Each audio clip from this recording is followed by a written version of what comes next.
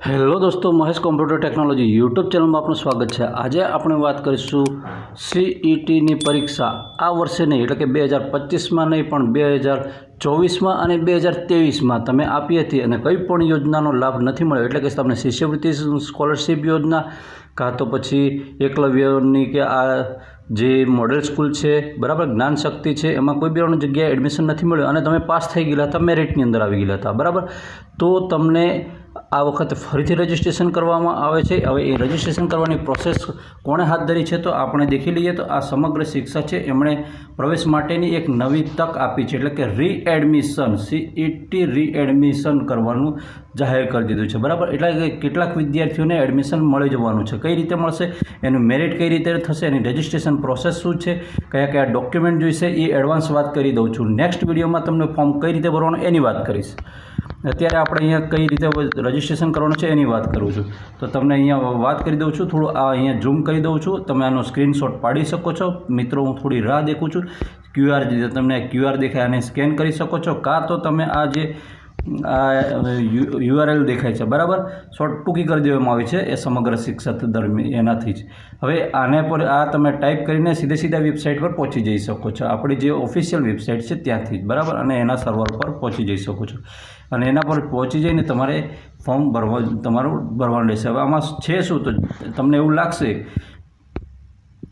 કે CET scheme અંતર્ગત registration પ્રક્રિયા ચાલુ કરવામાં આવેલી છે। સીઈટીની કઈ 2024ની અંદર આપેલું છે તે વિદ્યાર્થી મિત્રો, કાં તો 2023વાળા બરાબર।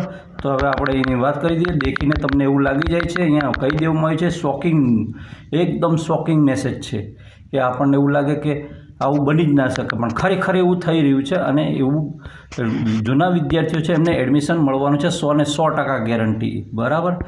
હવે અહીંયા વાત કરી દીધી છે વિદ્યાર્થીની પાત્રતા, વિદ્યાર્થીની પાસે કઈ કઈ વસ્તુ હોવી જોઈએ એની વાત કરી દીધી છે। તો બંને વર્ષમાં મેરિટમાં સમાવિષ્ટ એવા વિદ્યાર્થીઓ માટે જેમણે અગાઉ કોઈ પણ યોજના હેઠળ પ્રવેશ ન મેળવ્યો હોય તેવા વિદ્યાર્થીઓ માટે જ આ સર્વર ચાલુ કરવામાં આવેલું છે બરાબર, અને આની પર તમે એડમિશન ફોર્મ ભરી શકો છો। હવે એના માટે શું છે, તો તમે જો જનરલ કેટેગરીમાં આવતા હોય તો તમારું કાસ્ટ સર્ટિફિકેટ છે, જાતિ અંગેનું પ્રમાણપત્ર છે, એ જાતિ અંગેનું પ્રમાણપત્ર ચાલશે।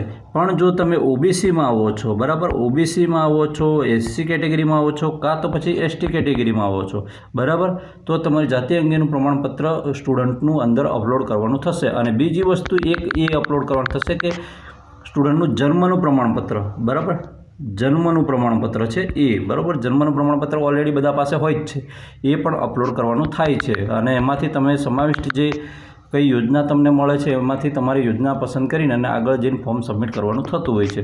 હવે આ વાત કરી દીધી, અહીંયા વાત કન્ફર્મ આવી ગઈ છે મિત્રો કે કોમન એન્ટ્રન્સ ટેસ્ટ આ સીઈટી 2023 અને 2024ના વર્ષમાં જે મેરિટ યાદીની અંદર સમાવિષ્ટ થઈ ગયેલા હતા એવા જ વિદ્યાર્થીઓ છે એમના માટે જે વંચિત રહી ગયા છે એમના માટે પુનઃ પ્રવેશ પ્રક્રિયા શરૂ કરવામાં આવી છે બરાબર। તો આપણે એ તકનો લાભ લઈશું અને આપણા સંતાનોને, બાળકોને એ સારી સ્કૂલોમાં એડમિશન મળે અને સારું એમનું કેરિયર બનાવે એવી આશા રાખીએ છીએ અને સારી એવું આગળ ભણે એવી આશા રાખીએ છીએ। ઓકે, એટલે કે આપણે પોઝિટિવ વિચાર રાખીને આગળ બાળકને ભણવા મોકલીએ। વિડીયો ગમે તો વિડીયોને લાઇક કરજો, ચેનલ પર ન હોય તો ચેનલને સબસ્ક્રાઈબ કરવાનું બિલકુલ નહીં ભૂલતા। ફરી મળીશું ફરીના વિડીયો સાથે, ફોર્મ ભરવાની ટોટલ ડિટેલ સાથે। ઓકે, જય હિન્દ।